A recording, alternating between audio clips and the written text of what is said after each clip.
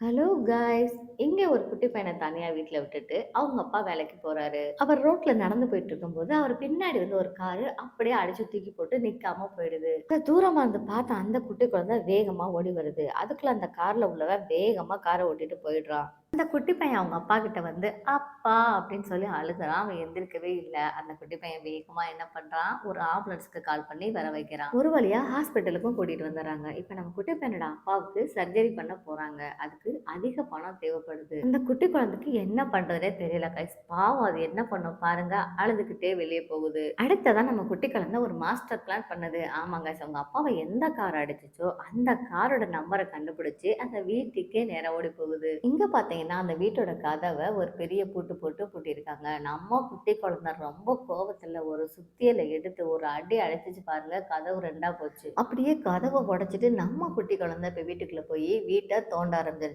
ஆமாங்க, வீட்டை தோண்ட தோண்ட அந்த இடத்துல இப்ப ஒரு சர்ப்ரைஸ் காத்திருக்கு. அது என்னன்னு பார்த்தா பாருங்க guys, அந்த கருப்பு பூனைக்காரன் நிறைய பணத்தை பதுக்கி வச்சிருக்கான். நம்ம குட்டி பையன் எல்லாத்தையும் கண்டுபிடிச்சிடுறான். இப்ப நம்ம குட்டி பையனுக்கு ஒரே ஹாப்பியா இருக்கு. அங்க உள்ள பணத்துல கொஞ்சம் பணத்தை அவங்க அப்பாவுக்காக எடுத்துக்கிட்டு நம்ம குட்டி பையன் இப்ப ஹாஸ்பிட்டலுக்கு போக போறான். பாருங்க guys, அவங்க அப்பாவுக்கு பணம் கிடைச்ச உடனே இந்த குட்டி குழந்தை எவ்வளவு சந்தோஷமா சிரிக்குது பாருங்களேன்.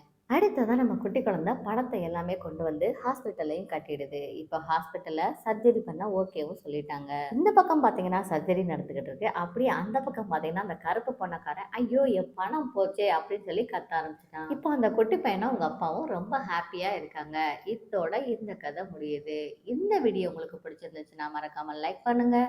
நம்மளோட மியாவ் லொல்லு சேனலை மறக்காம சப்ஸ்கிரைப் பண்ணுங்க.